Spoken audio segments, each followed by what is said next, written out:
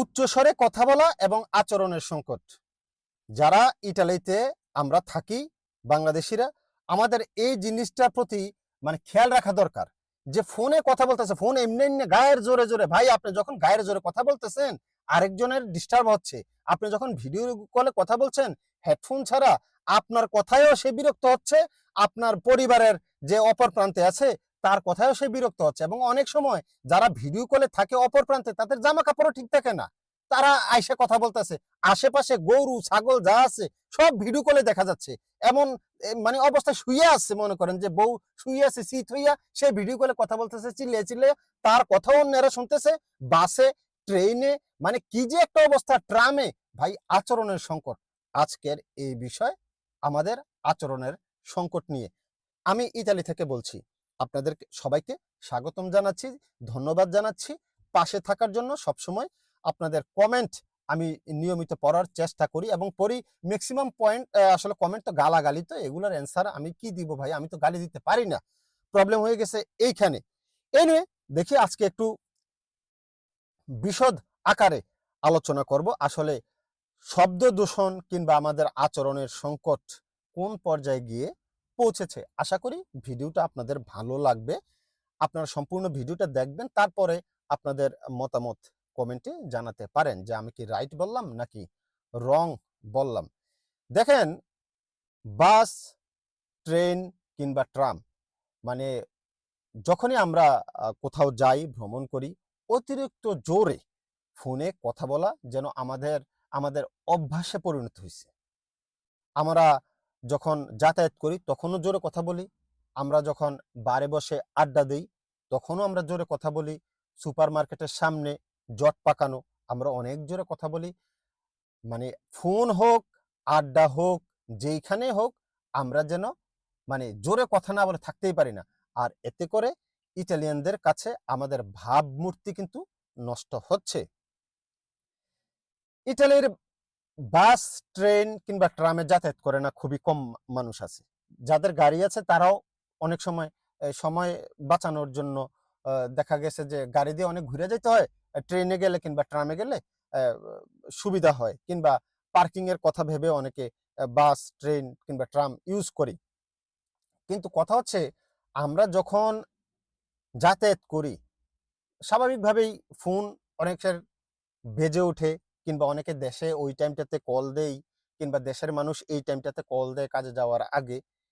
অনেকের ফোনে এমন ধরনের রিংটোন বাজে ওঠে, ওই যে তেরি মেরি একটা গান আছে না হিন্দি, তেরি মেরি মেরি তেরি, সালমান খান আর কারিনা কাপুরের, মিউজিকটাতে এত জোরে বাজে ওঠে অ্যান্ড্রয়েড ফোনে, বুড়া বুড়ি স্ট্রোক করবে ভাই, কঠিন অবস্থা, এমন জোরে বাইজা ওঠে। সেই দিকে আমাদের আসলে খেয়াল করা উচিত যে আমাদের আশেপাশে তো অন্য মানুষও থাকে, তাদের তো একটা প্রবলেম হইতে পারে।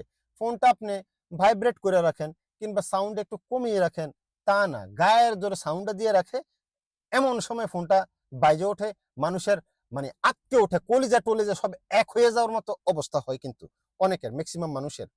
তো এই জিনিসটা আসলে আমাদের বোঝা উচিত, আমাদের আচরণের সংকট এই জিনিসটা।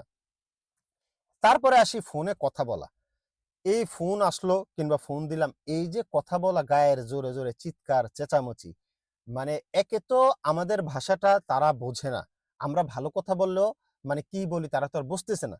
আর যখন আমরা একটু চিৎকার চেঁচামেচি করে কথা বলি তখন তো তারা ধরেই নেই যে আমরা ঝগড়া করতেছি, ধরেই নেই ঝগড়া করতেছি।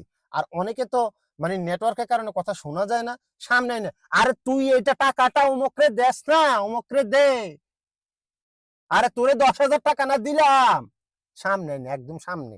মনে হয় যে আর একটু জোরে যদি বাসের উপর উঠে কথা বলেন ফোন লাগবে না ভাই, এমনিতে শোনা যাবে আপনার গ্রামের বাড়ি থেকে।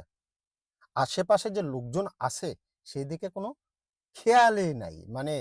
আচরণের সংকট কোন জায়গায় গিয়ে পৌঁছালে মানুষ এই ধরনের অবস্থা করে।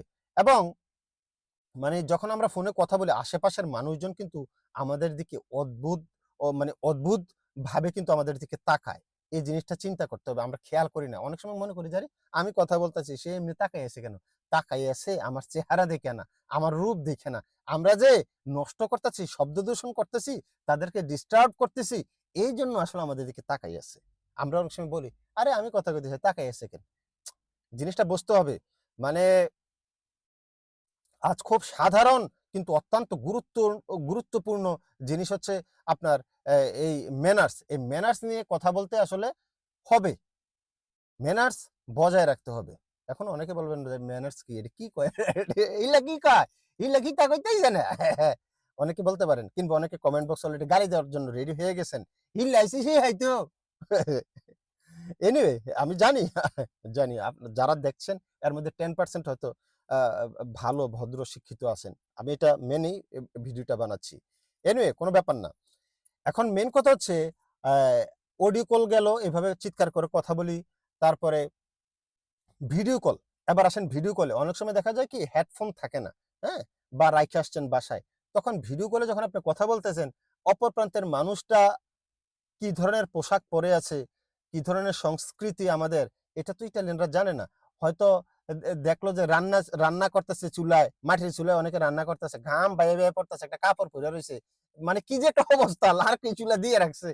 মানে ভাই এটা তো আমাদের সংস্কৃতি, এটা তো তাদের সংস্কৃতি না। ভিডিও কলে যে আপনি কথা বলছেন, অপর প্রান্তের মানুষটা তো সুন্দরভাবে কাপড়-চোপড় হয়তো গোছানোও নাই। তার শরীরে কাপড়টাও হয়তো ঠিক নাই। ওড়নাটাও জায়গা মতো নাই।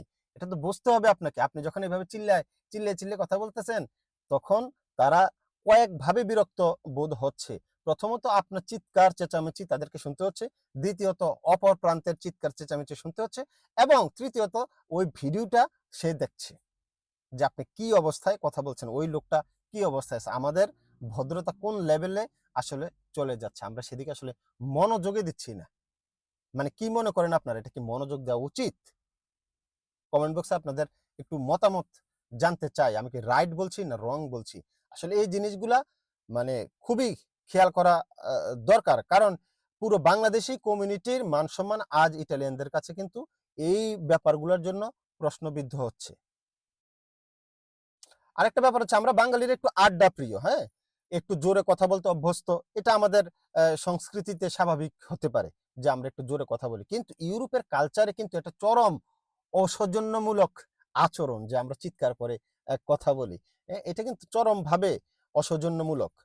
ট্রেনে হোক, বাসে হোক, তারপরে আড্ডাস্থলে হোক, সুপারমার্কেটের সামনে হোক, যখনই একজন আরেকজনের সাথে দেখা হয় তখন অন্যরকমভাবে আমরা মনে হয় যে ভেদাভেদ ভুলে যাই। চিরাচরিত নিয়মে আমরা আমাদের আলাপচারিতা শুরু করে দেই। এটা আসলে ঠিক না। আর মার্কেটগুলোর সামনে এই যে আমি যেহেতু ভেনিসে থাকি, ইন্টারস্পার অনেক বড় একটা মার্কেট। সেখানে সামনে বিকালবেলা আসলে বাঙালিদের জন্য যাওয়াই যায় না। কোনো কারণ নাই। উইথআউট এনি রিজন ওরা আড্ডা দিচ্ছে। ওইখানে হাসাহাসি করতেছে, কার্ড খেলতেছে। মানে মনে হয় যে মেলা আছে না বৈশাখী মেলা, মনে হয় যে বৈশাখী মেলা ইন্টারস্পারের চারপাশে কেউ আপনার কার্ড খেলতেছে, বসে গেছে, কেউ আবার লুডো খেলতেছে, আধুনিক যুগের মোবাইলে লুডো খেলে কেউ, তারপরে কফি খাচ্ছে, সিগারেট খাচ্ছে, দাঁড়িয়ে দাঁড়িয়ে ঘন্টার পর ঘন্টা বসে আছে, মোবাইল টিপতেছে, স্ক্রোলিং করতেছে ফেসবুক। মানে উইদাউট এনি রিজন, যে এখানে কোনো কাজ নাই, কারোর কোনো কাজ নাই। হয়তো বাসায় ৭-৮ জন এক রুমে থাকে, যার কারণে এই টাইমটা বিকালবেলার সময়টা কি করবে, বাসায় বসে থেকে একটু আড্ডা দেয়। ঠিক আছে, আড্ডা দেওয়ার জন্য পার্ক আছে, আপনারা পার্কে যাবেন। পার্কে যেয়ে আপনারা আড্ডা দিবেন, খেলাধুলা করবেন বা দুষ্টামি করবেন, ফোনে কথা বলবেন, সব সাইরে নেবেন পার্কে। কিন্তু মার্কেটের সামনে এভাবে চিৎকার চেঁচামেচি করে কথা বলা আসলে আমাদের সংস্কৃতিকে অন্যের কাছে হাস্যকর, হাস্যজনক ভাবে উপস্থাপন করে। এই জিনিসটা বুঝতে হবে। অনেকে হয়তো গালাগালি শুরু করে দিচ্ছেন আমাকে। এনিওয়ে, পাবলিক প্লেসে ফোনে কথা বলার সময় হেডফোন ব্যবহার করুন। দয়া করে কাইন্ডলি হেডফোন ব্যবহার করবেন। গলার আওয়াজ নিচু রাখবেন। এগুলো হচ্ছে ভদ্রতা। ট্রেনে, বাসে গ্রুপ করে জোরে, জোরে আড্ডা দেওয়া থেকে বিরত থাকবেন। সুপারমার্কেটের সামনে আড্ডা দেওয়া থেকে বিরত থাকবেন। আড্ডা দিবেন মার্কেটে বাইরে, পার্কে গিয়ে খেলাধুলা করবেন, আড্ডা দিবেন, কোনো সমস্যা নাই। এখন কথা হচ্ছে এই জিনিসগুলা এই জিনিসগুলা কোনো বই পুস্তকে পাওয়া যাবে না। হ্যাঁ? এটা নিজেদের ভিতরে নিজেরা তৈরি করতে হবে। তাহলে আপনি মানুষের কাছে আমাদের দেশকে ভালোভাবে রিপ্রেজেন্ট করতে পারবেন। আপনাদের মন্তব্য মতামত আশা করছি। থ্যাংক